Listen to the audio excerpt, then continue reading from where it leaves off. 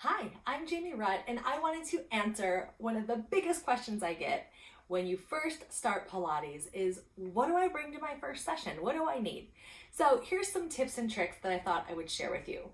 Number one, I think it's really important to layer your clothes when you go to your first Pilates session, and I'll tell you why. A lot of times when you go into a studio, say for example, if you're working out early in the morning, the studio might be cold. The building might not have heated up yet. So when you go in, the first thing you're gonna think is, oh my God, it's so cold in here. How am I gonna work out? So I recommend layering, right? A sweatshirt, a light shirt, a tank top. Layer your clothes so that you can peel the layers off as your body starts to warm up. Now the same thing, for example, if you were going into a Pilates studio in the summer. They might have the air conditioning on and it might be colder than you like it to be to work out in. And that's okay because once your body gets heated up, you're not really gonna notice it. But in the very first, maybe 5 or 10 minutes of your session, you wanna just make sure that you come to class with the layers that you need, right? You know your body temperature, you know if your body runs hot or your body runs cold.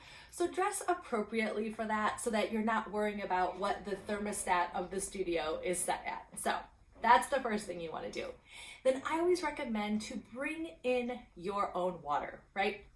You never know if the studio is going to have water available or a water fountain. So just make sure that you bring your own water with you, fill your water bottle up at home so that you're prepared, because you want to make sure that you're sipping water throughout the session, especially if you're really getting in a hard workout. Or you want to have it in your car waiting for you so that you make sure that you hydrate after your workout, because after Pilates, it's really important to hydrate those muscles, hydrate your body, right? Because you want to make sure you feel good after your session. The other thing I like to recommend is bringing your own set of Pilates socks, or sometimes we call them grip socks. So there's grips on the bottom. And this is gonna help you. So if the studio has a wood floor or a slippery floor, you won't slip or slide when you're moving about. And it also gives you grip when you're on the equipment. So you don't have to worry about your feet sliding or your foot sliding on the reformer. So they're really good to always have a pair of grip socks in your bag so that you don't have to worry about your feet getting sweaty and slipping. Then the other thing I like to recommend is bringing your own Pilates straps to your class. So here's the thing, right? We don't always know who was on the reformer or on the Cadillac before us. Did they have a cold? Did they have sniffles? We don't know. And when you really get moving in Pilates, sometimes your hands get sweaty, sometimes your feet get sweaty, and most of the Pilates loops are a fabric that will absorb sweat. So if you bring your own, you don't have to worry about germs, you don't have to worry about who was holding the straps before you.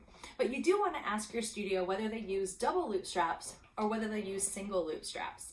And then you can find the straps accordingly online and grab the set that you like, and sometimes you can even coordinate them with your outfit. So I hope this is helpful for what you can expect when you go to your first Pilates session. Those are really the only things you need. Most studios are going to have mats, they're going to have props for you to use, but these are the things that it's great to have on your own so that you don't have to worry about using anybody else's straps. You don't have to worry about your feet slipping if you have your grip socks. Bring your own water with you and then dress in layers so that you can peel the layers off as your body temperature gets hotter.